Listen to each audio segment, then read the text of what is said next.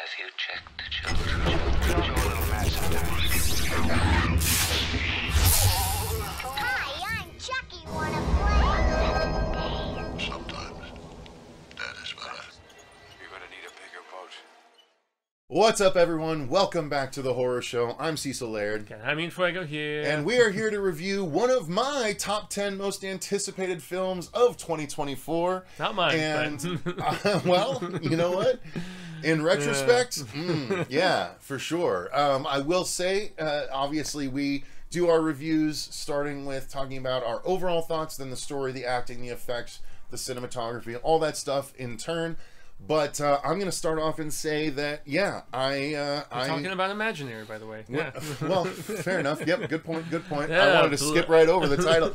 No, yeah, this Blumhouse. is Blumhouse's Imaginary, which is not to be confused with If, which is coming out by John Krasinski, starring Steve Carell, about imaginary friends. This is also about imaginary friends, but this, in my opinion, going into this viewing, was such a awesome idea that was just ripe for the picking, right? It was full of possibilities and amazing things that they could do, right? The idea that they got across in the trailer is that imaginary friend, like an imaginary friend gone wrong, or an imaginary friend that didn't like being left behind and became evil, or something like that.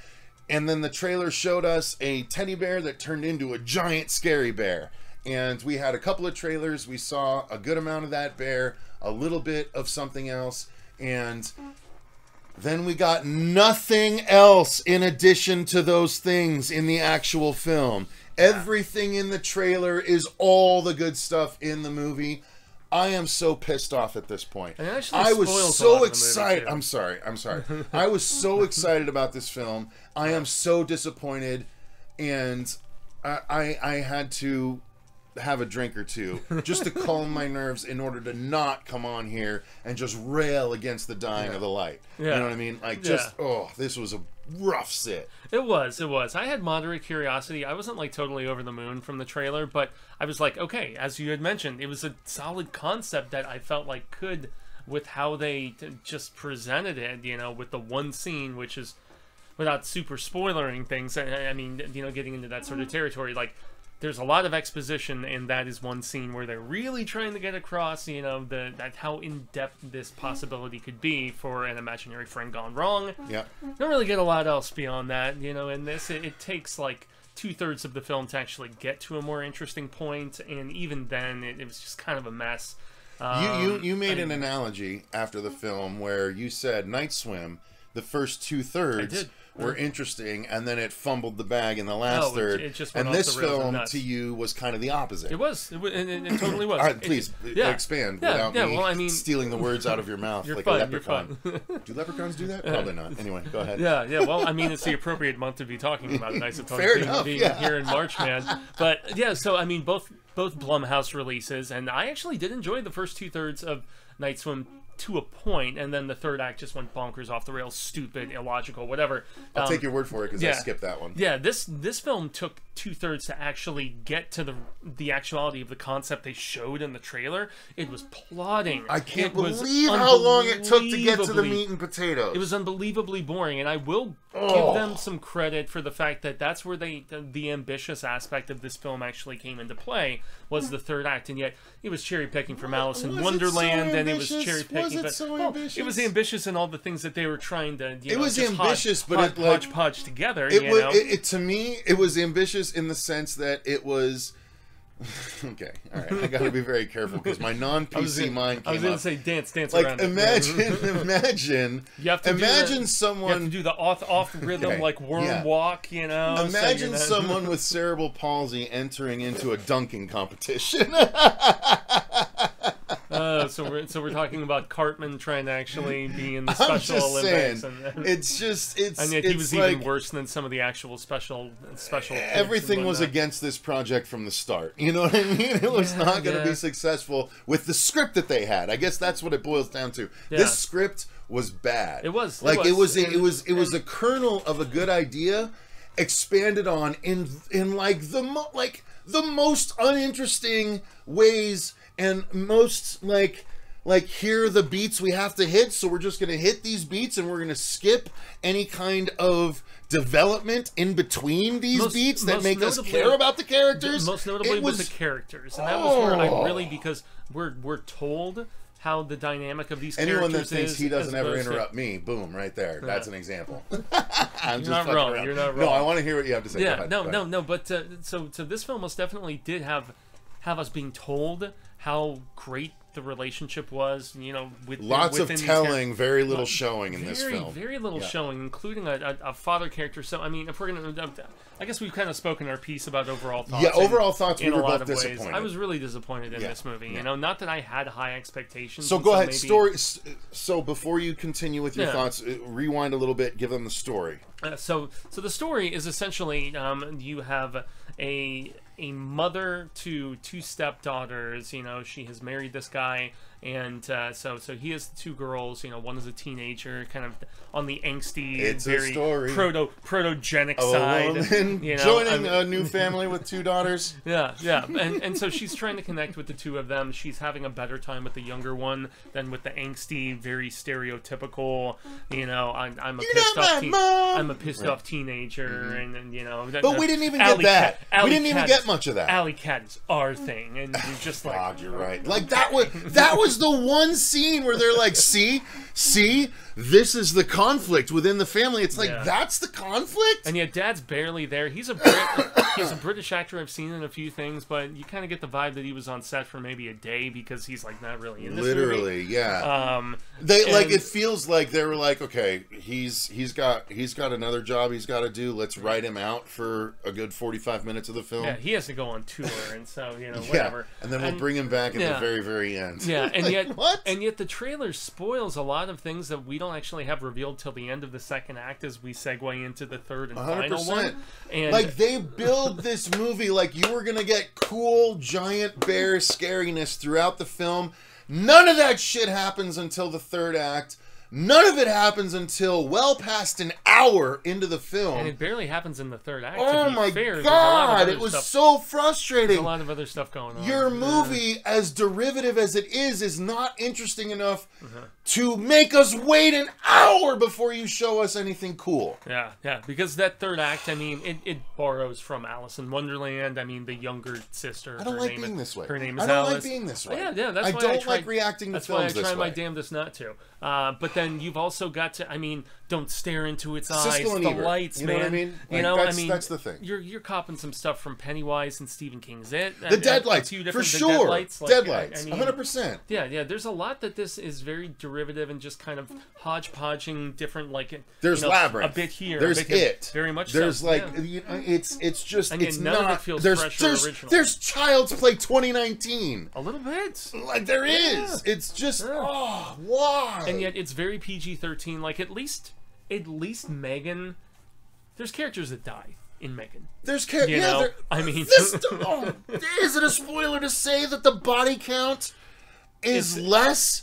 Actually, was I wrong? Yeah, okay. no, because I was remembering. Okay, so there. Well, let's not spoil anything. Yeah, which is let's what we're just trying say not to do. The body count leaves a lot to be desired. You can be anything here. Oh There's a character in this that is just laughably.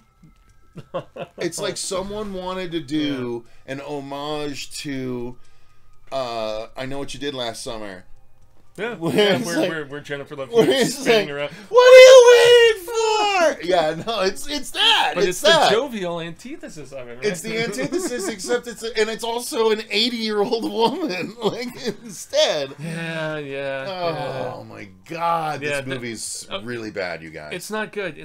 And you know, anytime you're like, I can't remember the last time. I mean, maybe it was the Jeepers Creepers 3. Where there was like 4. audible. The the third one. Oh no, there wasn't a fourth one, right? Yeah, no, the third. There was the Reborn, which was the fourth one, which was kind of the reboot. 3 and 4 were awful. Yeah, I can't remember. 3 was particularly bad. Like Creepers 3 is the last time that I remember being in a theater for a horror film, and there was like audible laughter amongst people when you weren't supposed to be laughing, and that happened. That did happen in a few noticeable points within this movie, myself included. I tried to, not snicker, but it was almost impossible not to. And so, performance-wise, it wasn't My awful. hair is ridiculous. It's like the fucking anti-Wolverine. It's kind of got the Dr. Steve Brule kind of thing going on for your health, like that. You just need the glasses. Yeah. I didn't think the little girl Alice was as bad as you were kind of making her out to be. I was not. Look, she wasn't great. I am not going to hate bad. on child actors. Yeah. They're children. They're doing the best that they possibly can. I will just say that she did a fine job, but I did not tie into her emotionally the way that I have with other child actors in other movies in the past. Well, the one that it reminded me is of... That fair? Is that fair? Yeah, it's totally fair. And the one where they did a otherworldly presence with a sisterly dynamic of the same age range last year, significantly better, was the Boogeyman movie. Yeah, well, and then The Conjuring 2, even a few years before that. Yeah, significant better... identical dynamic, you know, with an older sister and a younger sister and everything. And also there's like a love interest who's in there for maybe like 2 scenes, and he doesn't even really become a love interest. The pointlessness this character is shown in the trailer, and again, his entire he's in like scene he's in that like is 2 scenes, like man. But the big scene that's like his scene was shown in its entirety in the trailer. This was laughable, man. Why? It really was. Why would you do that? There's literally nothing new to that scene. Nothing new to that scene at all. They showed you the whole thing.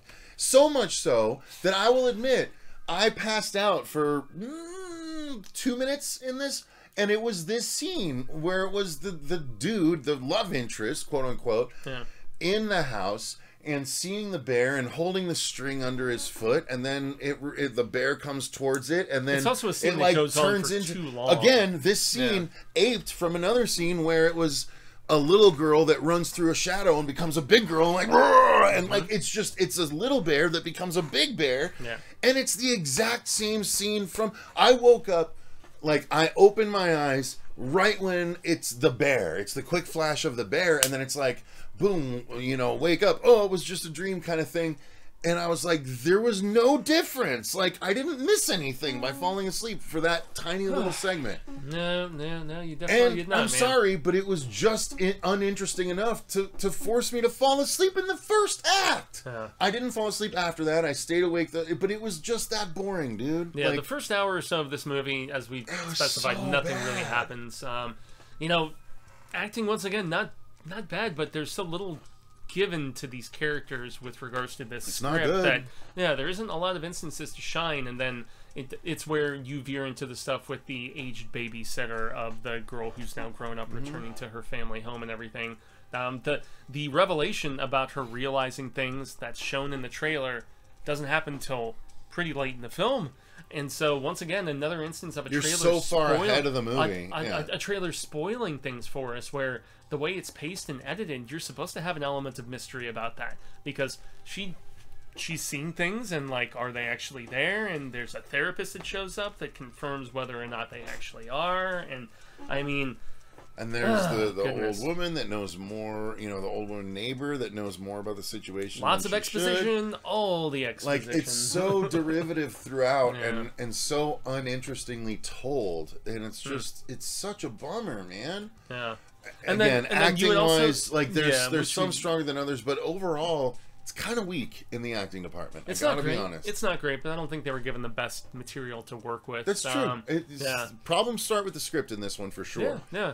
And also but the fact some that people can do wonders with bad scripting. This is not that. Yeah, I mean, even films that I didn't really love, like a Lights Out, for instance, that was a smaller budget, but still did a lot. Felt more natural, still less gimmicky. Like, still the acting, I could get behind it. Yeah.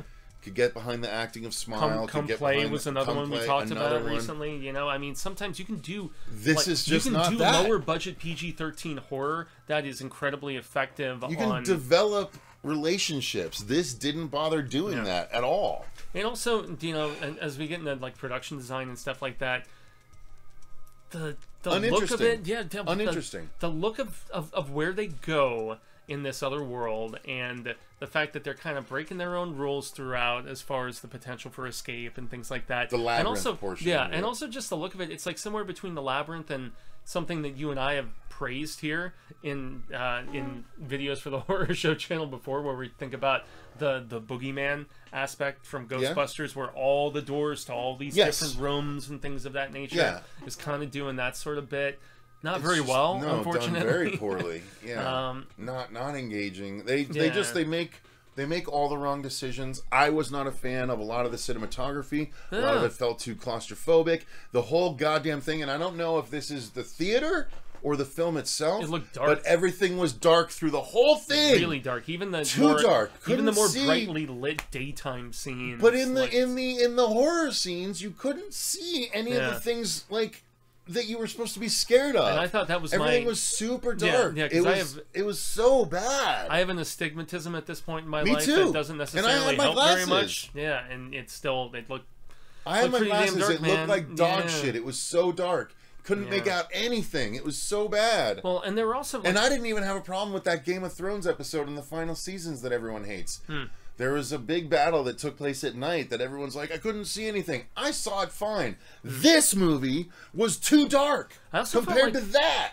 I also felt like the editing in that third act was kind of clunky, man, because the editing was not good throughout. Yeah. There's a scene, especially where you find the younger character Alice, and this isn't really spoiling a lot of stuff, but you know, they find her and she's like completely okay with, you know, her lot in life and being in this other sort of world, and then it's almost like just a few lines of dialogue and like the switch is flipped and like totally okay. Super okay. Oh my goodness, and by the way, it's a very Coraline thing. Yeah, Coraline too. Everyone with the fucking eyes and everything. But I mean, like Coraline was also like, a very switch the shiny teddy bear eyes with button eyes, and it's fucking Coraline. Yeah, which I love Coraline, and so which was also taking cues from Lewis Carroll as well. So I mean, you know, the mirrored sort of world through the looking glass. Through the looking glass. They were searching for the little girl's name is Alice,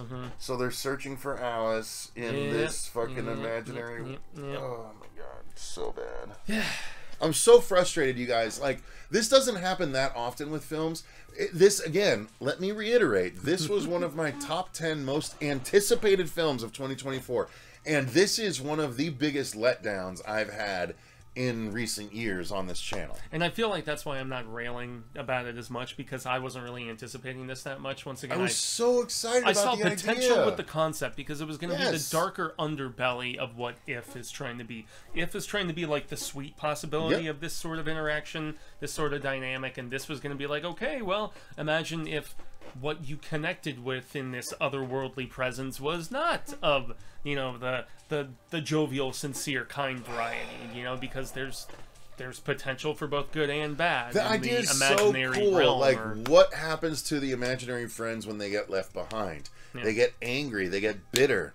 They like that's what Imaginary Fiends is about, which is a comic book series written by Tim Seeley, who which you're created about to do for the TikTok. I'm going to do for TikTok. But yeah, Imaginary Fiends is a 6-issue series about like a girl that has seen imaginary friend creatures in the past, so she has to team up with her murderous old imaginary friend. The idea is like, what if imaginary friends can become big enough to where they can convince other people that they're real too, and then they gain power, and then they realize that fear makes them even more powerful, so they get crazy and become big fear creatures that like rule numerous people. And it's like such a cool idea, and this didn't do anything near as interesting at all. I was going to say, that sounds significantly more just, you know, forging your own path. This was a good idea that was just left to squander. It's like someone was like, here's a really cool idea for imaginary friends, and then they put it in the middle of the lake and then drove their boat away from it and let it drown. Yeah, unfortunately, the director of this doesn't exactly have the best track record with let him Blumhouse. know. Let him know. Fantasy Island, Fantasy Truth or Island, Dare. Truth or Dare. I mean, things Remember like that. those ones? He did do the second Kick-Ass movie, which unfortunately was nowhere near as good as the first one that Matthew Vaughn did. Which is why it hasn't been around in a long time, and now there's rumors that Matthew Vaughn's going to be going back to it. But yeah, he also did Cry Wolf, which I never saw. I think people were Cry Wolf a isn't little terrible. bit, little Cry bit more Wolf into I that actually one. am okay with. But as far as his most random and recent output, yeah, he hasn't done the best stuff with Blumhouse. Brutal. This is one that I think it's not going to be an earlier hit like Megan, because No. That was very much a lightning in a bottle sort of situation, because it was fun. It was silly. Yeah. This was neither of those things. Well, this one was funny, but not when it was intending to be funny. I wouldn't even say that. Like maybe once or twice, but not even I was anywhere. laughing when I wasn't supposed to be laughing, like I was mentioning. So at least Megan, last year was a surprise hit for Blumhouse. I can't say I know a lot of what's happening. Guys, skip this one. Offhand. Yeah. Unfortunately, skip it. Wait until it goes to a free streaming. Do not pay for this on VOD. Yeah, I was going to say this Blumhouse really Universal. Bad. It's probably watch it for free. Whatever you're already paying for. It's going to go to Max. It's going to go to Peacock. I would say in less than a month it'll be on Peacock. So. It's so bad, you guys. Yeah. All right, so. God damn it! I hate when this happens. Yeah, it's a bummer. This was one of my most anticipated. I think it was in my top 5. It was. Anyway, all right. So that's gonna do it for our thoughts on Imaginary. Believe it or not, non-spoiler still. This whole thing has still been non-spoilery. Yeah, I mean, we did point out, some of the trailer stuff, and that's on them if you're gonna spoil the Yeah, third it's act like in a I'm sorry. trailer. Just if you saw the trailer, don't expect more than that. Thank you very much for watching. Thank you to all of our patrons for supporting the channel the way that you do. We greatly appreciate it. Until next time, I've been Cecil Laird. Gracias, I've been Jaime before I go. And remember, stay scared.